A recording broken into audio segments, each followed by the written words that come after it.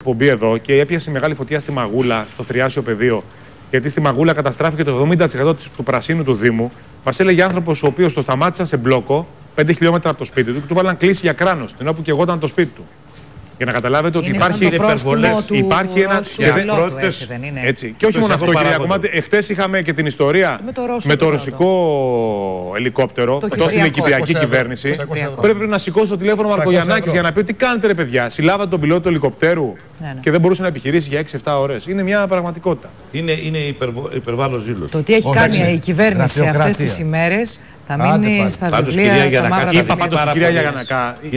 Είναι θέμα του Υπουργού να μην βάλει αστυνομικό κλίση, κυρία Γιαννακά. Η πολιτική σπέκουλα στα αποκαΐδια. Τα έχετε κάνει, κυρία Γιακουμάτη, και εσείς. Σας αδικεί πολύ. Τα έχετε κάνει. Το Πασόκ αδικείται πάρα πολύ. Ναι, κύριε Καστανίδη. Το Πασόκ τώρα και κοιτάξτε να δείτε τι συγγνώμη που πρέπει να ζητήσετε από τους Έλληνες και να πάρετε ακούσουμε τους ανθρώπους. Να ακούσουμε τους ανθρώπους. Επειδή παλεύουν κόντρα στις φωτιές, να τους ακούσουμε. Ακούστε με.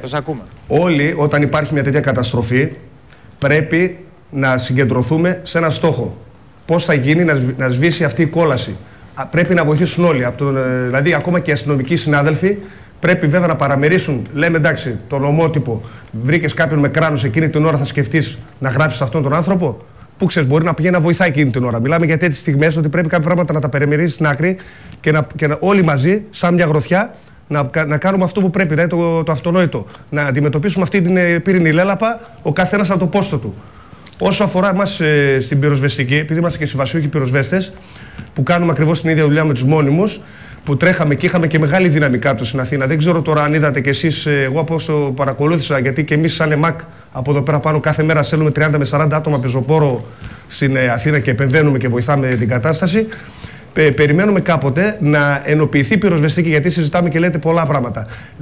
Όταν είναι ενοποιημένη η πυροσβεστική, δεν θα ήταν ακόμα καλύτερα τα πράγματα? Πιο άμεσα, να μην είμαστε δύο ταχυτήτων, να υπάρχουν μόνιμοι συμβασιούχοι, όπως και στην αστυνομία. Και οι 3.500 και νέες οργανικές θέσεις. Ναι, είναι 4.000. Ότι ο κ. Παυλόπουλος, τώρα που ανοίγει η Βουλή, θα φέρει το νομοσχέδιο. Έχει δεσμευτεί. Και αυτό είναι δεσμεύση της κυβέρνησης. Έχει μαγικά και η Ελλάδα. Περιμένουμε την ίδια άλλο το ένα. Περιμένουμε ανοιχτά 2.000 χρόνια εισαγγελία. Δεν μπορώ να τα ακούω αυτά πράγματα. Εμείς το 2000 μου επιτρέπετε, κύριε Γιακουμάτο. Άλλο το ένα άλλο. Κύριε Γιακουμάτο, αν μου επιτρέπετε, επειδή έχουμε πληροφορίες και μαθαίνουμε και κάτω στην Αθήνα, προς τιμή του κ. Παυλόπουλου που πραγματικά από ό,τι φαίνεται έχει σκύψει πάνω από το θέμα και θα το τελειώσει. Και περιμένουμε βέβαια την εξαγγελία του Πρωθυπουργού στην έκθεση. Όλοι με ανοιχτό το στόμα περιμένουμε. Γιατί δουλεύουμε με 700 ευρώ. Εμείς το αγαπάμε αυτό που κάνουμε και το έχουμε αποδείξει με 700 ευρώ, κ. Γιακουμάτο. Ακούστε με λίγο. Εμείς παίρνουμε 700 ευρώ. Δεν καταλαβαίνουμε τίποτα. Χάσαμε 9 συναδέλφους το 2007. Μέχρι τώρα 22 νεκρούς. Ακούστε με λίγο. Όταν πάμε στη φωτιά δεν σκεφτόμαστε τίποτα. Το αγαπάμε πραγματικά αυτό και δεν το λέω έτσι δηλαδή για να ακουστεί. Δηλαδή μπαίνουμε μέσα στις φωτιές, το έχουμε αποδείξει κάποιοι από τους συναδέλφους, δυστυχώς.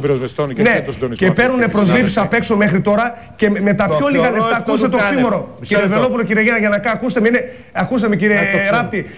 Με πολύ λίγα λεφτά γίνονται μόνοι με αυτή τη στιγμή 5.500 συμβασιούχοι. Πιστέψτε με, δηλαδή όταν παίρνει το κράτος 1.000 άτομα εκτός προκήρυξης με πολίτες και καλά κάνει. Με 1.000 άτομα παίρνει 3.500 συμβασιούχους, με τα λεφτά μιλάμε. Όταν παίρνει 2.000 ειδικούς φρουρούς, 2 φορές θα μπορούσε εμάς να μας πάρει 4 φορές να μας κάνει μόνιμους. Και όταν ειδικά καλύπτουμε διαρκείς και πάγιες και το έχουμε δείξει. Μισό λεπτό. Αλλά αυτό που έχει σημασία είναι να είναι καταστροφές. Κύριε Καραμένο, να πω και εγώ 15 χρόνια είστε σε αναμονή, 20 χρόνια. Είναι θέμα που είναι θέμα εβδομάδων, όχι μηνών.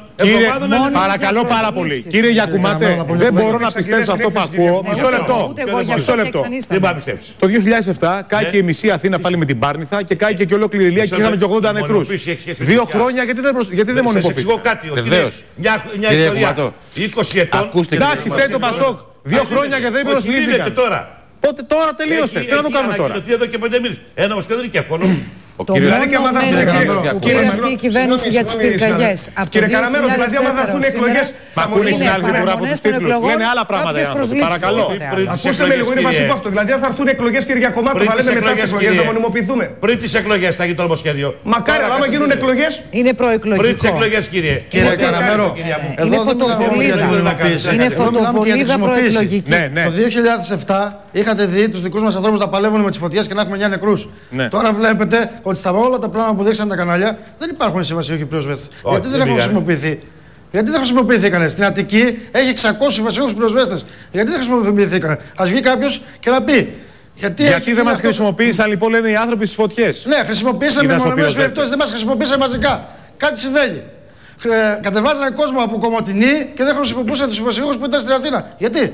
Χρησιμοποιούσαν μόνο μεμονωμένους. Όμως ήταν με άδεια. Δεν το ξέρω.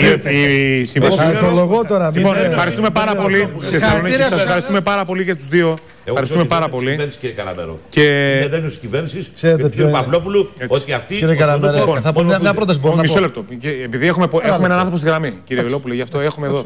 Ευχαριστώ πάρα πολύ τον κύριο Γιακομάτο, την κυρία Γιαννακά που είναι από νωρίς κοντά μας. Ευχαριστούμε πολύ, κύριε Γιακομάτε. Είσαστε σαφείς. Δυνατά, κύριε Καραμέρο. Και έχουμε πολλά να πούμε ακόμα για τις πυρκαγιές και για τις ευθύνες της κυβέρνησης. Η πράσινη παροπίδα. Όταν τα βλέπεις. Θα πει και η κυρία Γιαννακά τώρα. Λοιπόν, ευχαριστούμε πολύ και τους δύο. Κύριε Ναούμο, ο κύριος Ναούμο, ο παθολόγος, είναι κοντά μας. Είναι και ο κύριος Κατσαρός κοντά μας. Και αυτό γιατί υπάρχουν πάρα πολλά τηλεφωνήματα φίλων. Είδαν αυτή την εικόνα του σεληνιακού τοπίου γύρω από τη λίμνη του Μαραθώνα και ρωτούν. Αυτό είναι το πρόβλημα. Και ρωτούν εάν το νερό που θα πίνουν οι Αθηναίοι, βέβαια το νερό φιλτράρεται και υπάρχει μια ολόκληρη διαδικασία. Μπορεί να υπάρξει πρόβλημα. Βλέπετε τη λίμνη του Μαραθώνα δυστυχώς πώς ήταν πριν τις πυρκαγιές. Όχι, είναι φωτιά, είναι εικόνα τώρα μετά τις πυρκαγιές. Βλέπετε πώς έχει γίνει. Κρανίου τόπος γύρω από τη λίμνη. Και ένα-δύο πευκάκια που είναι από την πλευρά από εδώ. Έτσι, είναι καψαλισμένα. Κύριε Κατσαρέ, κύριε Κατσαρέ, σας ακούμε. Είναι τεχνοκρατικό το θέμα. Ναι. Άρα δεν... Κύριε Καραμέρο,